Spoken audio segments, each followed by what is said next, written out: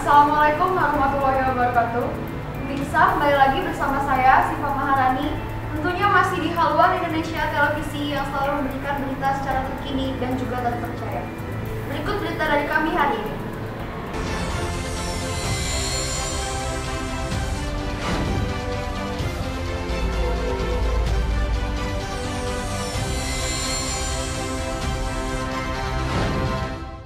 Berita pertama, warga keluhan kondisi jalan raya lintas provinsi yang berada di Limau ke Kota Agung Timur rusak berat. Warga keluhkan kondisi jalan dan jembatan jalan raya lintas provinsi yang berada di Limau menuju ke Kota Agung Timur rusak berat. Di mana kondisi jalan raya lintas provinsi tersebut banyak sekali dijumpai lubang-lubang menganga, baik di median badan jalan maupun jembatan. Seperti di jembatan Wai Binjai, Dusun Tamiang, Pekon Suka, Banjarkotin, keadaan jembatannya sangat memprihatinkan sekali, di mana terdapat dua lubang besar menganga di tengah-tengah jembatan. Sama halnya pada jembatan Wai Ketapang, Kecamatan Limau, nampak juga lubang besar yang menganga. Tidak ada rambu-rambu peringatan, hanya kayu balok sepanjang 2 meter yang ditancapkan di bibir lubang jembatan. Nampak anak-anak bermain di dekat lubang-lubang tersebut. Menanggapi permasalahan ini, Herman, warga Limau, mengeluhkan sekali terkait lubang-lubang menganga di sekitar jalan raya yang notabene kewenangan provinsi mengawasi dan memperbaikinya. Dan lagi sangat minim rambu-rambu jalan, terutama sekali jalan di dekat jurang bibir pantai. Tidak nampak adanya rambu-rambu dan penerangan jalan. Akibatnya sering terjadi kecelakaan. Warga Kecamatan Limau berharap agar kiranya pihak-pihak terkait membangun jalan yang sering mereka lalui apabila hendak sekolah dan berbelanja ke arah Kota Agung dan sekitarnya. Saat dimintai tanggapannya, Robi, warga Pekon Ketapang Limau, mengeluhkan keadaan di median jalan yang rusak parah. Jika terjadi hujan, air menggenangi lubang-lubang di tengah jalan. Akibatnya, sering terjadi kecelakaan lalu lintas.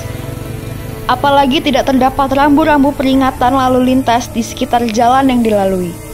Kondisi jalan raya lintas provinsi Limau ini sangat dekat dengan bibir pantai dan sebelahnya lagi jurang.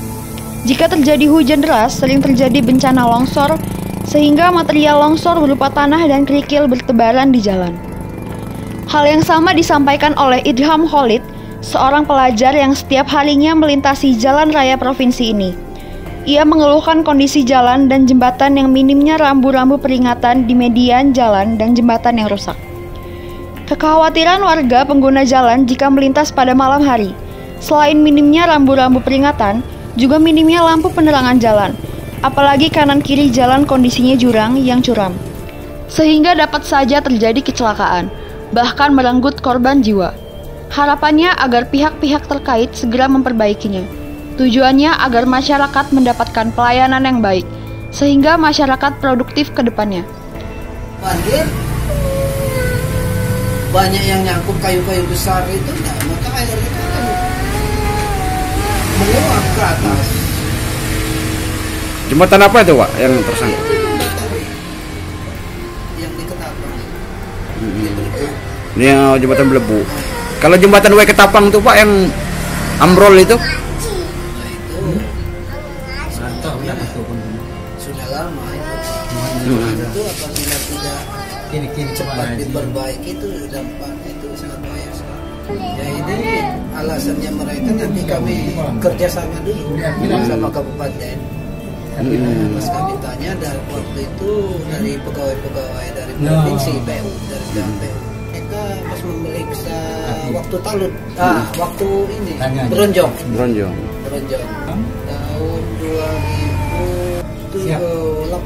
2018 yang lalu. Tengah itu ya supaya jangan ada tiang tengah, masalahnya itu sungai. Nah, kalau udah musim hujan ya air dari gunung-gunung itu turun semua ke situ ya, sedangkan sudah jelas membawa kayu-kayu besar. Nah maka terhalanglah kayu itu karena ada tiang tengah itu, sampai rapat, maka air itu menguap sampai ke atas, bahkan naik ke rumah itu. Itu, Pak. Keluhannya banyak yang berlubang,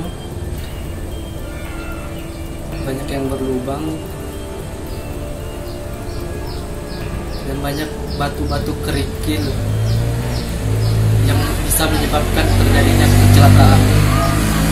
Sering terjadi di titik jalan lintas Limau di Cukupanan. Cukupanan. Ya. Udah lama sering terjadi di situ. Rusak berlubang dan pas di tikungan. Bagus dan lancar saat perjalanan. Untuk rambu-rambu penting pas saat tikungan, saat tanjakan, dan ada jurang-jurang. Karena dekat jurang ya, dekat pantai, di bibir pantai. Jadi selama ini sering terjadi kecelakaan ya, akibat karena jalan ini banyak berlubang. Jika hujan turun deras, ini terjadi lubang-lubang itu terjadi genangan air ya. Dan banyak bukit-bukit yang bisa menyebabkan longsor. Dia harus dipasang rambu-rambu. Karena kebanyakan jalan berlubang karena merusak, dapat menimbulkan motor kerusakan. Hambatannya ketika banyak jalan berlubang itu banyak ketika hujan itu penuh dengan genangan. Kalau kita bawa motor ngebut itu bisa jatuh. Agar bisa ngaspal lah baru lagi. Kalau di sini jarang sekali, kalau di tikungan itu jarang ada rambu katut sekali. Karena kebanyakan orang nggak tahu kalau itu ada lubang Di jembatan tersebut ya.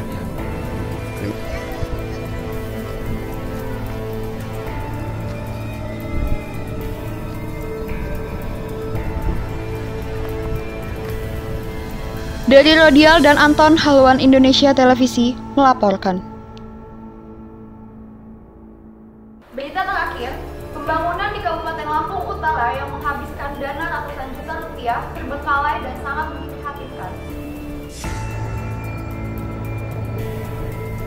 Mirisnya melihat pembangunan di Kabupaten Lampung Utara yang terbengkalai, bahkan sama sekali tidak dilirik untuk diperbaiki. Seperti salah satu bangunan Pusiban Agung yang berada di Jalan Etsiko Xiaomi, bahkan mirisnya lagi bangunan itu terletak di belakang rumah dinas Bupati Lampung Utara, sangat memprihatinkan.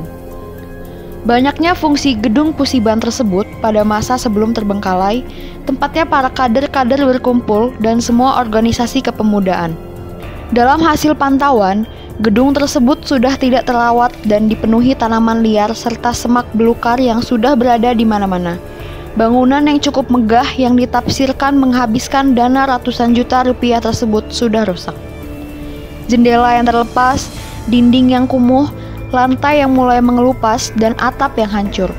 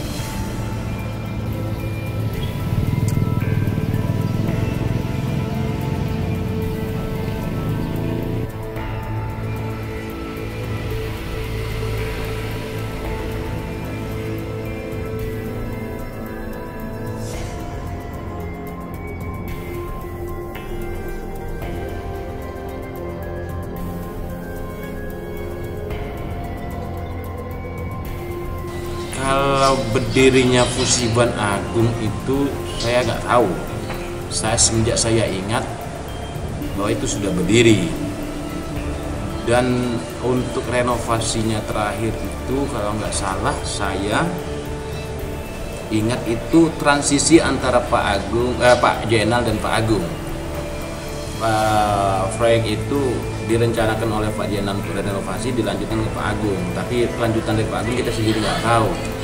Tanggapan kita tentang Musiban, yang pertama Musiban itu tempat berkumpul teman-teman organisasi, tempat berkumpulnya kawan-kawan berorganisasi di situ. Banyak lahir kaderisasi organisasi di situ.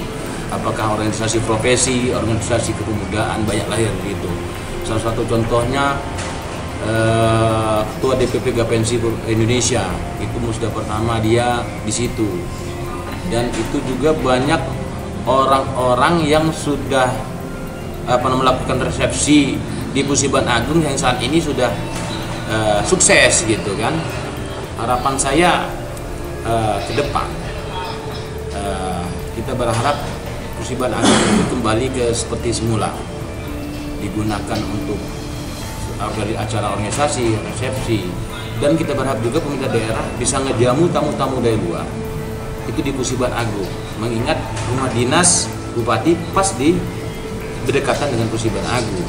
Kita berharap pemerintah daerah ke depan, Pak PLT Bupati dalam ini Pak Budi Sutomo SDM, Pak Sekda yang baru bisa memprioritaskan Musiban Agung itu untuk direnovasi lanjutan dan digunakan sebagaimana mestinya. Jadi kita berharap Gedung Perpus itu kan saat ini sudah beberapa tahun mangkrak. Kita minta kalau memang tidak digunakan, jangan buat mubazir, jadi merusak pemandangan kota. Sebab lingkaran kota itu maksud lingkaran kota Perpus itu. Kalau tidak mau dilanjutkan oleh pemerintah daerah dalam hal ini, ya kita minta rubuhin aja. Sebab itu gunakan orang untuk mesum, anak-anak untuk mesum. Bahkan saya mencurigai, mohon maaf ini, saya curiga ada tanda kutip. Sebab di situ itu ada banyak anak-anak antara wanita dan pria. Dia bukan wanita, dia bukan pria, nongkrong di situ. Ya kita berharap pemerintah daerah itu kemarin sangat disayangkan, apalagi itu di tengah-tengah kota. Kita berharap pemerintah daerah dalam hal ini itu bisa menjadi salah satu prioritas juga, mengingat itu di tengah-tengah kota Perpus itu. Kalau memang tidak bisa diprioritaskan untuk pembangunan ke depan, ya kita minta dirubuhin aja. Jadi untuk merusak pemandangan kota, memang kota kita kecil, dirusak dengan pemandangan gedung-gedung yang tidak berfungsi dan merusak generasi yang ke depan. Banyak generasi yang enggak muda-mudi yang sering nongkrong di situ. Kita tidak untuk membuat, apalagi beberapa kali saya lihat di berita media bahwa gedung perpustakaan itu disinyalir digunakan tempat mesum. Jadi kalau tepat di tengah kota jadi buat tempat mesum, mau jadi apa Lampung Utara ke depan? Kita berharap ini pemerintah daerah peka terhadap hal yang begini. Dari Lampung Utara, Ongki Pratama, Haluan Indonesia Televisi melaporkan. Sekian berita dari kami hari ini. Jangan lupa terus saksikan berita kami selanjutnya. Saya Siva Maharani dan segenap kru yang bertugas pamit undur diri. Wassalamualaikum.